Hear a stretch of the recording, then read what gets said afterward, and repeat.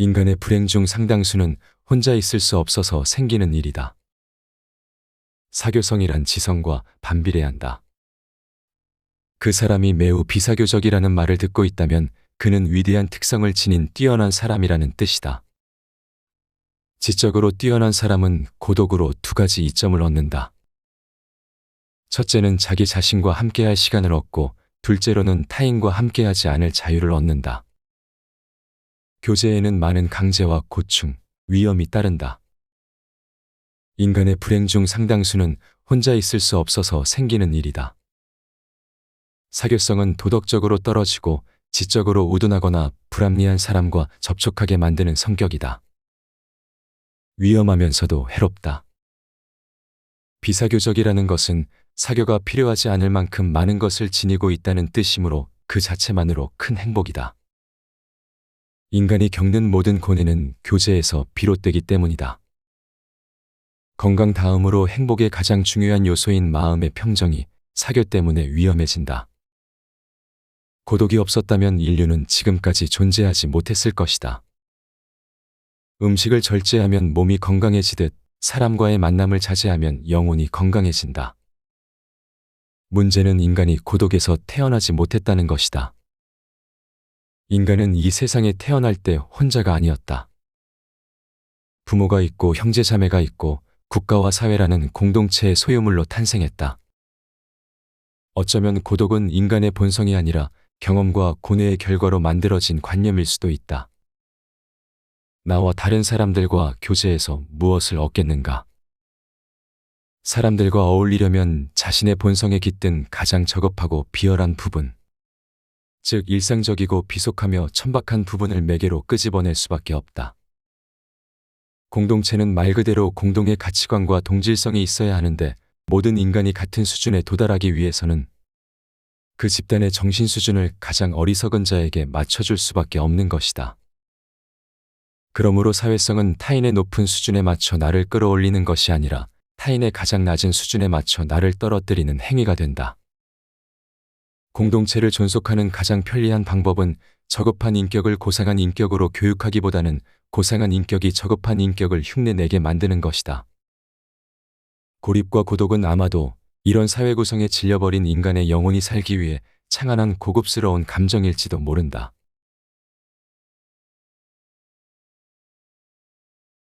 인생이란 휴전없는 끝없는 전쟁이다.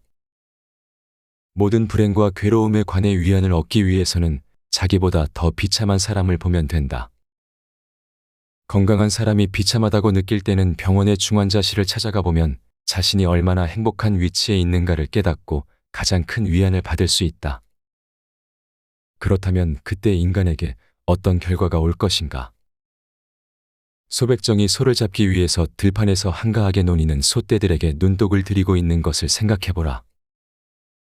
우리 인간은 언제 닥칠지 모르는 불행을 앞둔 소와 똑같은 신세가 아니겠는가? 오늘은 행복한 날을 보내고 있지만 우리는 언제 질병과 재난과 전쟁의 재앙이나 슬픔과 고통이 닥칠지 모르는 위기에 방치되어 있을 뿐이다. 따라서 평화나 행복은 우연히 차지하게 된 잠시 동안의 휴식에 불과하다. 이제 곧 고통과의 투쟁과 맞서야 한다. 그리고 그 고통을 벗어날 때까지는 끝없는 함정이 기다리고 있으므로 지속적인 도전이 필요하다. 인생이란 휴전 없는 고통과의 끝없는 전쟁의 계속이며 행복이나 만족을 느끼는 시간은 극히 순식간에 불과하다. 따라서 우리는 늘 고통과 맞설 무기를 든 채 끝내는 죽어간다는 결론에 이른다.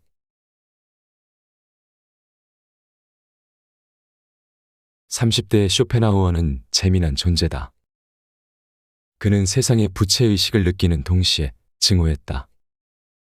그는 지구를 정복할 기세였던 유럽 문명의 발전적이고 긍정적인 분위기를 혐오했다. 한편 아버지의 유산에 기대 호의호식하는 그의 생활은 세상에 대한 착취나 마찬가지였다. 부잣집 도련님인 쇼펜하우어가 누리는 모든 것은 유럽이 세계를 부유층이 빈민을 쥐어짜 만든 설탕물이었다. 그러나 그는 그 모든 것을 떨치고 독립하기에는 너무나 나약한 인간이었다.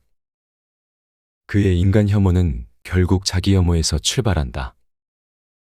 불교와 힌두경전 우파니샤드의 깊은 감명을 받은 쇼펜하우어에게 자기 자신은 버러지였다. 시다르타는 먹고 먹히는 세상의 법칙에 깊은 슬픔을 느끼고 모든 것을 버리고 왕궁을 떠났다. 그는 부자의 아들 정도가 아니라 일국의 왕자였는데도 말이다. 쇼펜하우어의 사상은 웅장하고 장쾌하다. 출발점은 부처님의 그것과 논리적으로 같고 똑같이 섬세하다. 하지만 그에게는 부처처럼 진리를 향해 고행을 감내할 강인함이 없었다. 부처는 보리수나무 아래에서 깨달음을 얻은 후 어디까지나 중생을 구제하기 위해 설법을 시작했다. 중생을 어여삐 여겼기 때문이다. 거꾸로 쇼펜하우어는 대중의 관심과 존경을 갈구했다. 어디까지나 본인의 만족을 위해서였는데 그러면서도 타인을 의심하고 경멸했다. 여성혐오 역시 할 말이 없다. 그는 평생 어머니의 하녀, 자신의 하녀에게 보살핌받는 쾌적함을 포기한 적이 없었다. 쇼펜하우어의 철학은 장엄하게 연주되다가도 뜬금없이 치졸해지곤 한다. 이는 쇼펜하우어 자신의 모순, 빛나는 두뇌와 그렇지 못한 성품에 기인한다. 관심과 존경은 쉽게 찾아오지 않았다. 그의 대표작 의지와 표상으로서의 세계가 100권도 안 팔린 사실에 분노한 쇼펜하우어는 책을 팔 의지가 없었다며 출판사를 비난했다. 그러면서 베네치아에 출간 기념 여행을 가야겠으니 인세를 내놓으라고 다그쳤다. 책이 나가야 인세가 발생할 것 아닌가. 출판사가 항변하자 이번에는 미래의 인세를 미리 내놓으라고 요구했다. 역시 거절당하자 그렇다면 여행을 갈 테니 나중에 경비를 청구하겠다고 했다. 되도 않는 억지를 부리며 쇼펜하우어는 베네치아 유람을 떠났다. 베네치아는 유럽의 귀족과 부호들에게 각광받던 여행지였다. 이곳에서 쇼펜하우어는 테레사라는 여인과 데이트를 하며 여동생 아델레에게 편지로 자랑을 했다가 답장으로 물씬 혼이 났다. 오빠와 만나는 여자들이 불쌍하다. 여자가 무슨 장난감이냐. 여성을 혐오하는 주제의 침대에서는 원한다면 그 여자는 결국 소모품인 꼴이다. 아델레는 오빠에게 사람을 사랑하려면 똑바로 하라는 뜻으로 이야기했건만. 쇼펜하우어는 그렇다면 언행일치를 위해 여성 혐오를 계속하는 한 여자를 멀리해야 한다는 황당한 결론을 이끌어낸다. 베네치아 여행이 끝나자 시련이 닥쳐왔다. 아버지의 유산을 전담관리하던 은행이 갑자기 파산한 것이었다. 어머니 요한나의 살롱도 이에 맞물려 부도 위기에 처했다. 어머니와 여동생이 길거리에 나앉게 되자 추구하는 겉모습만 패륜하지 속으로는 악당도 못 되는 쇼펜하우어가 나섰다. 쇼펜하우어는 나름 엘리트 비즈니스 스쿨 출신이다. 그는 언제 의절했냐는 듯 잽싸게 등장해 어머니의 재무제표를 깔끔하게 정리해 주었다. 그리고는 역시 여자 둘이 합쳐봐야 남자 하나만 못하다며 신이 나서 위세를 부렸다. 이왕 도와줄 일 곱게 도와주면 벌어진 사이나 회복했을 것을 쇼펜하우어는 쓸데없이 의기양양했다. 재산 문제를 해결해준 쇼펜하우어는 다시 어머니와 의절하고 본인의 문제에 직면했다. 그렇다. 이제 돈을 벌어야 한다. 쇼펜하우어는 모교 베를린 대학교에 강사직에 지원했다. 명석한 두뇌로 대번에 덜컥 합격했다. 그리고 다른 사람도 아닌 헤겔에 도전하기로 결심했다. 그에게 헤겔은 사기꾼이었다. 쇼펜하우어는 헤겔을 거꾸러뜨리고 싶었다. 서로의 사상이 상극이었으니 이해는 가지만 상대는 유럽에서 가장 존경받는 지식인이었다. 쇼펜하우어는 일부러 헤겔과 강의 시간을 똑같이 맞췄다. 이겨보겠다는 심산이었으나 꿈과 현실은 다른 법이다. 헤겔의 강의는 정원 300명이 꽉 찬 반면 쇼펜하우어의 수강생은 불과 몇 명에 그쳤다. 그나마도 나중에는 수강을 포기해서 폐강되기에 이르렀다. 이럴 수는 없다고 생각한 쇼펜하우어는 헤겔의 강의에 잠입해 헤겔이 도저히 해명할 수 없을 것 같은 질문을 날렸다. 그러나 헤겔이 직접 나설 것도 없이 대경실색한 동료 교수들에게 곧바로 진압당해 끌려 나오다시피 했다. 쇼펜하우어는 대학 자체의 회의를 느꼈다. 대학이란 곳은 교수라는 인간들이 파벌을 형성해 마피아 보스에게 충성하는 시궁창에 불과하다고 생각했다. 물론 지금 유럽 사상계의 마피아 보스는 헤겔이었다. 쇼펜하우어는 까마귀 노는 곳을 피하는 백로의 마음으로 전도유망한 직장을 스스로 버렸다. 그는 헤겔에게 악담을 퍼부었다. 정신병원 원장, 현대 독일인의 지능을 집단적으로 떨어뜨린 지적 범죄자, 정신병자의 철학을 늘어놓는 추한 남자. 쇼펜하우어의 바람과는 달리 헤겔은 발끈하기는커녕 죽을 때까지 그의 존재조차 알지 못했다. 돈 문제는 어떻게 해결했을까? 간단하다. 이때쯤 파산한 은행이 회생하며 아버지의 막대한 유산이 되살아났다. 참고로 쇼펜하우어가 유산으로 받은 아버지의 재산 3분의 1은 그가 평생 일하지 않고 쓰고도 남을 만한 돈이다. 쇼펜하우어는 헤겔에 복수하기 위해 개 한 마리를 샀다. 당시 유럽에 유행하기 시작한 푸들이었다. 그리고는 헤겔이라고 이름 지었다. 개가 조금의 실수를 할 때마다 헤겔의 이름을 부르며 구박하기 위해서였다. 그러나 쇼펜하우어는 동물학대자도 못 되는 양반이었다. 개는 주인이 박대해도 꼬리를 흔드는 동물이다. 쇼펜하우어는 얼마 지나지 않아 푸들에게 깊은 사랑을 느끼고 말았다. 그는 헤겔의 이름을 아트마로 바꾼 후 애정을 쏟았다. 이런 말도 남겼다. 여자보다 개가 좋다. 쇼펜하우어가 애견의 이름을 바꿀 때쯤 어머니 요한나는 두 번째 장편 로맨스 소설 단테를 발표했다. 이 작품은 전 유럽을 석권하며 그녀를 독일어 문학의 여왕에 등극시켰다. 쇼펜하우어는 미칠 지경이었다.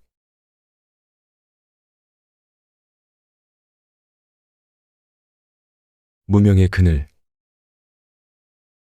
강력한 콘텐츠를 지닌 사람이라도 너무 앞서 나갈 경우 무명의 고통이 길 수 있다. 쇼펜하우어가 그랬다. 쇼펜하우어의 긴 무명 시절의 배경에는 독일의 시대적 분위기가 있었다. 독일인들은 희망을 갈구했고 피이테 셸링에 이어 헤겔이 희망을 설파하는 중이었다. 쇼펜하우어의 질문은 천재적이면서 파괴적이었다. 세상에 꼭 꿈과 희망이 있어야 하는가? 철학적 사유를 하다가 꿈도 희망도 없다는 결론이 나오면 그것이 진리 아닌가? 꿈과 희망이 반드시 있을 거라 가정한 후 거기에 과정을 끼워 맞추면 주객이 전도된다. 세상이 먹고 먹히는 정글이라는 사실은 쇼펜하우어에게 당연했다. 시대 정신이 인류를 발전으로 이끈다니. 물질적 조건이 나아지는 건 단지 기술 개발 때문이었다. 웅대한 시대 정신 따위는 보이지 않았다. 쇼펜하우어의 철학은 서양 문명을 지배하던 유일신의 관념의 결정타를 날렸다. 그는 신은 물론이요, 신의 그림자마저 삭제했다. 데카르트는 신이 존재하지 않을지도 모른다는 폭탄을 던졌다. 스피노자는 신이란 인격을 가진 유일신이 아니라 세상에 깃든 질서임을 주장하며 무신론적 범신론을 제기했다. 칸트는 신에 기댄 도덕이 진짜 도덕이 아님을 증명했다. 헤겔은 절대정신을 설파했다. 선악의 이분법으로 세계를 나누었을 때 명백히 선의 영역에 포섭되는 강력한 질서. 이 질서가 바로 신의 그림자였다. 쇼펜하우어는 이것을 치워버렸다. 동아시아인인 우리에게 쇼펜하우어가 이야기하는 의지와 표상으로서의 세계는 생뚱맞거나 비관적인 세계가 아니다. 한자 문명권에는 원래부터 유일신이 없었지만 유럽의 기준에서 그의 철학은 지극히 비관적이었다. 의지와 표상으로서의 세계는 유명한 문장으로 시작된다. 세계는 나의 표상이다. 문학적이지만 모호해 보이는 첫 문장은 책이 30년 넘게 묻히는데 큰 기여를 했다. 의지는 무엇이며 표상이란 어떤 것인가? 자연도 인간도 의지를 지니기는 마찬가지다. 지구는 계속해서 돈다. 떨어지는 것들은 중력에 매혹된다. 모두 의지다. 식물도 동물도 계속해서 살아남고 번성하려는 의지를 지니고 있다. 인간도 마찬가지다. 인간은 생의 의지를 갖고 있다. 생존과 번식의 욕구도 참을 수 없는 의지다. 기본적 욕망을 충족한다고 멈춰지지 않는다. 욕망은 영원히 해소될 수 없다. 앉으면 눕고 싶고 권력을 주면 더 높은 지위를 원하고 보다 많이 소유하고픈 존재가 인간이다. 의지는 세상을 피도 눈물도 없는 각축장으로 만든다. 의지 때문에 인간은 타인과 자연을 착취한다. 유럽인도 인간인 이상 욕망을 멈출 수 없기 때문에 외부 세계에 폭력을 자행했다. 아프리카와 남미의 농장에서 학대받는 노예들은 죄를 지어서 대가를 받는 게 아니다. 죄라면 유럽인들의 욕망에 동원된 것밖에 없다. 유럽인은 위대해서가 아니라 단지 승리해서 착취했을 뿐이다. 쇼펜하우어는 불교의 영향을 많이 받았다. 욕망의 비극은 결코 해소될 수 없다는 데 있다. 인간은 언제나 더 많은 것을 원한다. 생의 의지에 목줄을 잡힌 인간은 결코 욕망에서 해방될 수 없다. 따라서 욕망은 좌절과 동의어다. 완전한 만족이란 불가능하기에 삶은 축복이 아니라 고통이다. 쇼펜하우어에 따르면 인생은 갖가지 고난과 지속적인 불행의 상태다. 쇼펜하우어는 인간의 삶에 악담을 퍼붓다시피 한다. 개개인의 인생사는 고뇌의 역사다. 인생이라는 항로는 희망의 조롱을 받는다. 인간은 태생적으로 죽음에 팔에 안겨 춤을 추는 운명을 타고났다. 인간은 모두 결국에는 난파를 당해 부서진 돛대를 안고 죽음의 항구로 흘러들어온다. 인간의 전생애의 오류는 언제나 비극을 연출한다. 삶은 비탄의 연속이며 결코 바람직하지 못한 어떤 것이다. 칸트의 난제, 피이테, 셸링, 헤겔이 희망차게 내놓은 답안은 쇼펜하우어의 귀에는 헛소리로 들렸다.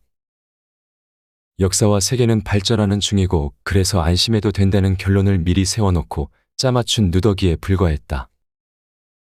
철학이 냉철하려면 세상은 틀려먹었다는 결론을 내릴 용기도 있어야 한다. 그렇다면 이제 인간의 근원적 불행을 해결할 차례다. 쇼펜하우어는 인정사정 없었다. 인간이 무엇이건대 불행하면 안 되냐는 일갈이 그의 답안이다. 헤겔은 가이스트가 인류를 진보로 이끈다고 주장했지만 쇼펜하우어의 생각에 인류가 진보하는 이유는 그냥 지식이 쌓여서였다. 유럽 사회는 잘난 지식 덕에 아프리카를 괴롭혔다. 여기서 지식은 총이나 대포 같은 무기에 불과했다. 헤겔이 역사 발전을 역설한들 노예 상태로 신음하는 아프리카인들에게 인류는 숭고한 정신에 의해 진보하는 중이라고 속삭일 수는 없는 노릇이다. 쇼펜하우어는 물 자체에 다가갈 수 없다는 칸트의 주장을 지지했다. 자아의 팽창, 직감, 절대정신 따위는 우스꽝스러워 보였다. 독일인들은 따로 꿈과 희망을 제공받아야 하는 인류의 특권층이 아니다. 이 비정한 통찰력이야말로 쇼펜하우어의 위대함이다.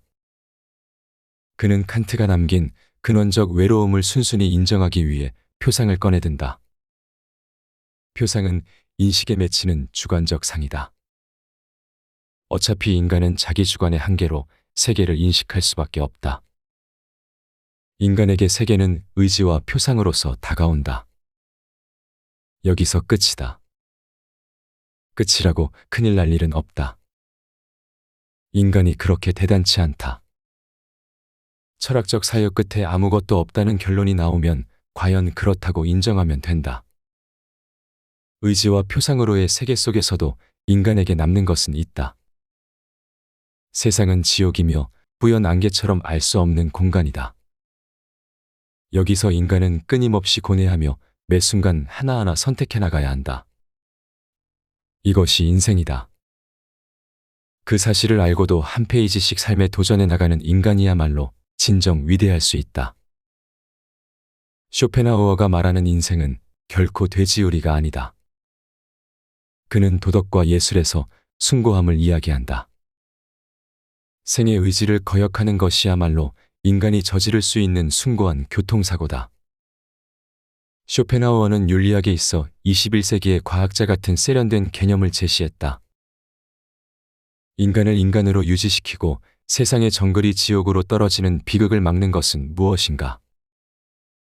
쇼펜하우어는 인간성의 핵심을 동정심이라고 보았다. 요새 말하는 공감 능력에 정확히 대입된다. 동정심은 감정에 불과하다는 점에서 이성의 반대편에 있다. 동정심은 합리적이지 않기에 인간의 한계를 초월하고 거꾸로 인간성을 붙든다.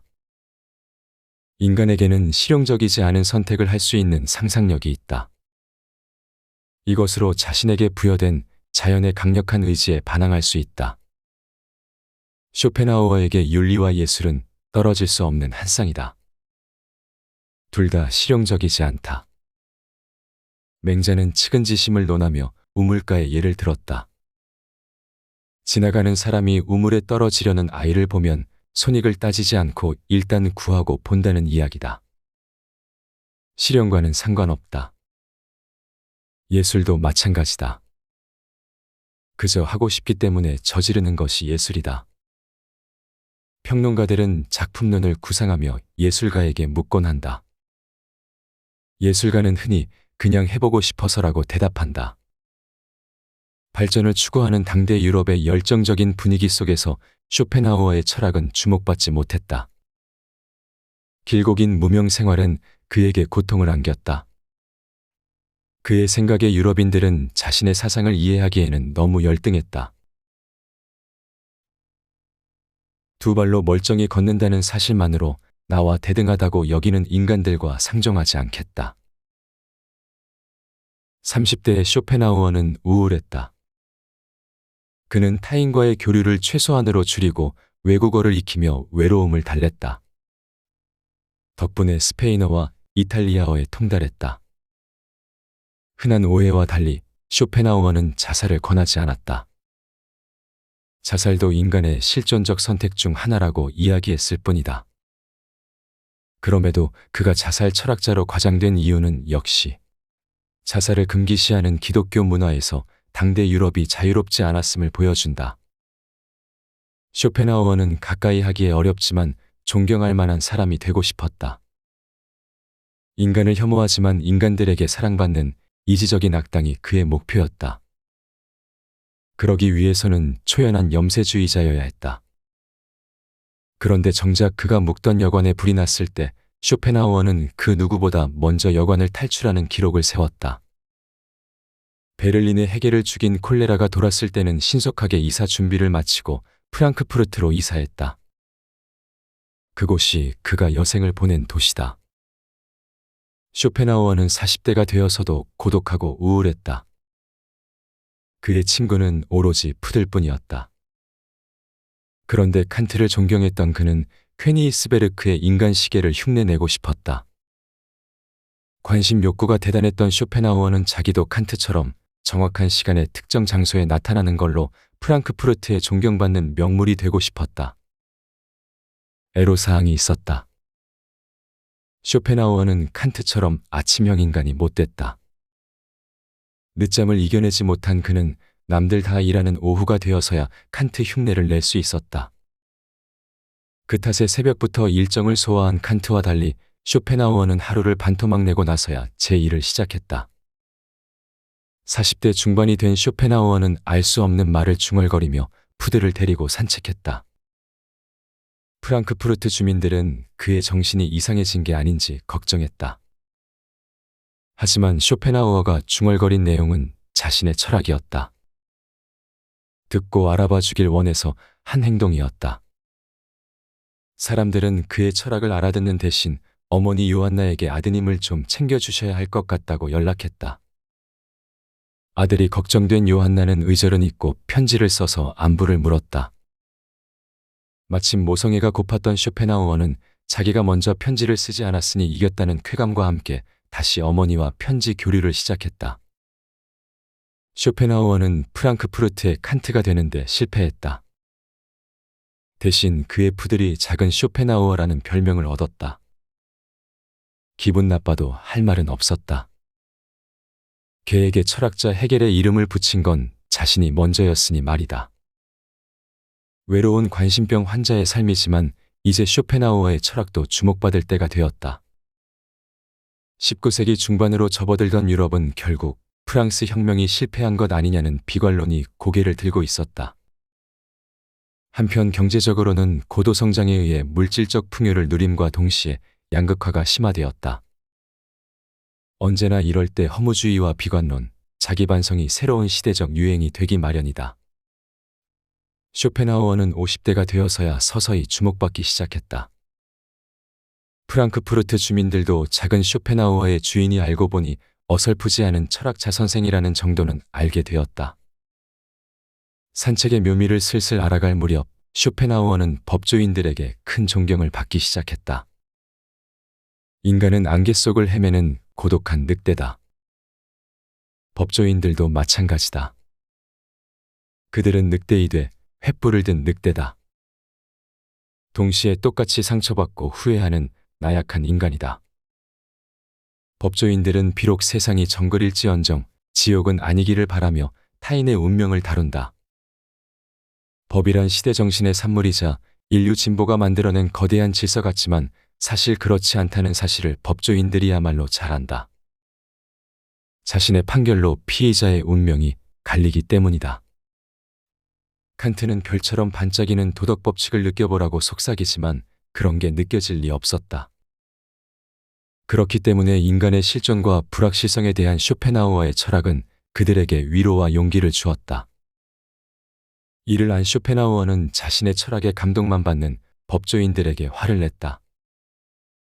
쇼펜하우어가 최고라는 칼럼을 쓰고 소문내는 일에 게으르다는 이유였다. 하지만 법조인들은 변호하고 판결하느라 바빴고 쇼펜하우어는 스스로의 힘으로 성공했다.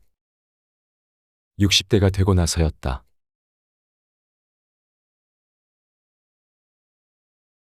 인간의 그늘. 쇼펜하우어에게 참으로 강력한 그늘이었던 어머니 요한나는 그가 50세였을 때 72세의 나이에 사망했다. 성별을 떠나 모두가 부러워할 만한 삶이었다. 그녀는 남편의 부로 누릴 수 있는 모든 것을 누렸고 스스로의 능력도 입증했다. 미모와 매력으로 살롱을 운영하는 동시에 문학적 재능으로 각광받으면서 사교계의 중심에 있었다. 그러나 시간이 흐르면서 그녀의 문학은 유행의 물결에 따라 동시대성을 잃었다. 멤버들이 하나하나 노안으로 세상을 뜨자 살롱은 더 이상 주목받는 공간이 아니었다. 요한나는 남편의 유산을 시원하게 다 쓰고 1년간 귀족의 후원을 받은 후 사망했다. 이걸 두고 아들의 철학적 재능을 몰라본 속물적인 여자의 비참한 최후라고 굳이 폄하하는 작가들이 있다. 공정하지도 않고 사실과도 다르다.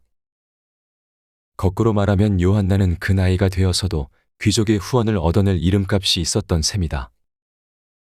때가 지나면 잊히는 일은 대중문학가의 숙명이다. 재산도 살롱도 문학도 질 때가 되었을 뿐이다. 쇼펜하우어는 63세에 이르러 국제적인 주목과 존경을 받기 시작했다. 이미 아름아름 밑간은 되어 있었지만 갑자기 폭발적으로 성공했는데 그 이유는 불혹 때문이었다. 쇼펜하우어는 노년에 의지와 표상으로서의 세계 개정판을 내면서 초판과 재판의 격차를 설명하고 이해를 돕기 위해 여록과 보유라는 제목의 부록집을 따로 냈다. 그는 젊은이들을 독자로 설정해 이 책을 썼다. 여록과 보유는 지극히 문학적이며 경구의 형식을 취했다. 순문학으로 봐도 기가 막힌 작품이었다. 여록과 보유는 유럽의 베스트셀러가 되었을 뿐 아니라 의지와 표상으로서의 세계를 양지에 올려놓는데 한몫했다. 헤겔이 받았던 존경과 찬사를 이제 쇼펜하우어도 누리게 되었다.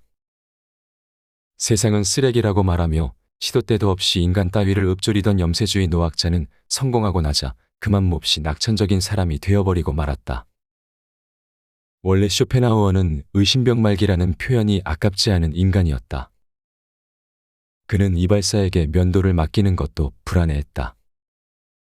면도칼로 무슨 짓을 할지 누가 안단 말인가. 잘 때는 베개맡에 장전된 권총을 준비해 놓았다. 그는 파이프 담배를 피웠는데 당시에는 파이프부터 가루 담배, 불을 지피는 기구까지 한 세트가 필요했다. 쇼펜하우어는 그것들을 상자에 보관해 들고 다니면서 항상 자물쇠를 채워놓았다. 이런 자신을 좋아해주는 존재는 강아지뿐일 줄 알았건만 모든 유럽인이 그를 칭송하다니 얼마나 가슴이 부풀었겠는가. 결국 그토록 바라던 관심과 존경을 보다 일찍 받기 위해서는 괴테가 생전에 해주었던 조언을 따라야 했는지도 모른다. 세상의 사랑을 받고 나서야 쇼펜하우어는 기분 좋은 노인네가 되었다. 이때는 처음 키웠던 푸들이 죽고 다른 푸들을 키우고 있었는데 이름은 부치였다. 쇼펜하우어와 부치의 산책은 프랑크푸르트를 상징하는 명물이 되었다. 주민들은 위대한 철학자와 이웃이라는 사실을 자랑스러워했다. 쇼펜하우어는 사람들이 자신을 두려워하고 우러러보길 바랐지만 사실 프랑크푸르트 주민들은 그를 어려워하지 않았다.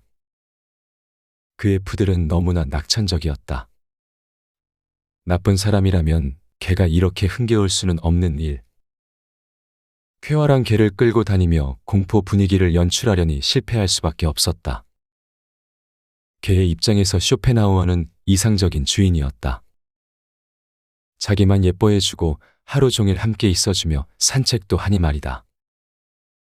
쇼펜하우어에게 인간은 불완전한 존재 그 이상도 이하도 아니었다. 그는 괴팅겐 대학교 의학부에서 두개골을 열어보고 이성은 본능이며 뇌에 있고 뇌는 그저 신체 일부임을 직감했다. 이성은 우주적 질서의 산물이 아니다. 인간이 비빌 언덕이란 것도 없다. 인간은 의지와 표상에 갇혀 뿌연 안개 속에 헤매지만 의지와 표상에 의해 위대해지기도 한다. 삶은 필연적으로 고독하지만 그렇기에 한 걸음 한 걸음이 도전인 것이다. 선택은 피할 수 없는 실존이다. 실존주의는 쇼펜하우어에 의해 이렇게 태동했다. 선택의 한순간을 밝게 비추는 등불이 예술이다. 쇼펜하우어는 예술가들의 예수 그리스도다. 당대에는 음악가 리하르트 바그너가 쇼펜하우어에게 푹 빠졌다. 그는 대표작 중 하나인 오페라 니벨룽겐의 반지를 쇼펜하우어에게 바쳤으며 악보를 편지로 보내기도 했다. 평소에 악당 노릇을 하고 싶던 쇼펜하우어가 기회를 놓칠 리 없었다.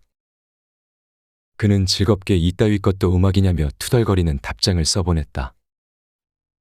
바그너는 쇼펜하우어에게 답장을 받은 것만으로도 감격했다. 그는 트리스탄과 이졸데를 쇼펜하우어의 훈계를 받고 반성해서 써낸 숙제라고 밝혔다. 이만치 세상이 자기를 중심으로 돌아가니 기분이 너무나 좋았던 쇼펜하우어는 산책을 하면서 행인들에게 우울한 표정을 보여주기 위해 각고의 노력을 했다고 한다. 쇼펜하우어의 70세 생일에는 유럽 각국의 외교부에서 축전이 날아들었다. 생일 축하연에는 명사들이 모여들어 그에게 찬사를 바쳤다. 아마 귀에 걸리는 입꼬리를 밑으로 잡아당기느라 무척이나 고통스러웠을 것이다. 베를린 왕립학술원장에 추대되었을 때는 그 좋은 자리 앞에 초연한 모습을 보이는 멋을 만끽하며 거절했다. 1860년 9월 21일 72세의 쇼펜하우어는 잠자리에서 일어나자마자 급성 폐렴 증상으로 쓰러졌다. 그리고 그날 푸들 부치를 남기고 사망했다. 어머니가 돌아가셨던 나이와 같다. 유언을 통해 전 재산을 애견 부치에게 남겼다는 이야기가 있는데 사실과 조금 다르다. 보살핌이 필요한 부치에게 재산의 일부를 남기긴 했지만 대부분은 자선단체에 기부했다. 인생의 마지막에 이른 쇼펜하우어가 동정심이라는 자기 철학의 인간성을 증명했던 것일까? 쇼펜하우어의 삶은 외롭고 치졸했지만 그조차 자신이 선택한 결과다. 적어도 그가 스스로 고독을 택했다는 사실은 변하지 않는다. 쇼펜하우어는 놀리기 좋은 철학자다. 나약하게 태어나 속 좁은 인간으로 살았지만 거꾸로 말하면 타고난 성품의 감옥 속에서도 그는 자신의 철학을 지켰다. 가장 소중한 하나를 위해 나머지 모두를 포기하는 어리석음도 개인의 특권이다. 인간은 필연적으로 고독하다. 인간은 아무리 사랑받고 싶어 해도 혐오스러움을 지울 수 없는 한심한 존재지만 그렇게 태어나고 말았다. 그 채로 삶의 관문에 부딪혀간다. 다음 단계의 미래를 향해 더듬거리며 절뚝이며 나아갈 수밖에 없다. 도망갈 곳은 없다. 직면해야 한다. 고개를 똑바로 들고 알 수 없는 미래를 응시하는 그것이야말로 인간의 비극이며 비극 속에서 비로소 인간성이 태어난다. 따뜻한 인간애와 예술의 숭고함이 바로 거기에 있다. 앞에서 소개한 내용은 어떻게 휘둘리지 않는 개인이 되는가에서 가져왔다. 이 세상에 나 이상의 존재는 없다. 신이 존재한다면 그것은 신의 문제고 내가 존재한다는 건 오직 나만의 문제다. 나는 이 세상에 있고 싶다. 중요한 것은 바로 그 점이다. 쓸데없는 말로 그것이 나의 존재라고 설득당하고 싶지 않다. 내가 죽고 나면 내가 어떻게 되는지를 분명히 말해줄 수 있는 사람은 없다. 나는 낡은 계략에 속지 않을 것이다. 내가 나로서 존재하지 못한다면 불멸을 위해 나는 내가 가진 것 중 단 한 가지도 내놓지 않을 것이다. 나의 개성을 보증해주지 않는다면 그 무엇에도 소속되지 않을 것이다. 나는 완전하고 탁월하다. 나보다 더 뛰어난 개성은 없다. 다른 누구와도 나를 바꾸고 싶지 않다. 지금 내 모습이 어떻든 지금 이대로의 나의 개성, 그것이 바로 나이기 때문이다. 아르투어 쇼펜하우어. 어른이 되는 길에는 두 가지 방식이 있다. 하나는 수능, 또 다른 하나는 의심. 수능을 하면 사회 공동체의 구성원이 되고 의심을 하면 세상 그 누구와도 다른 개인이 된다. 데카르트.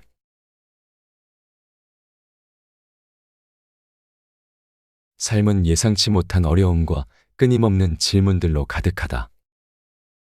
이 책은 그러한 혼란 속에서도 굳건히 자신만의 길을 걸어온 6명의 철학자들의 삶을 통해 진정한 자기 발견의 길을 제시한다.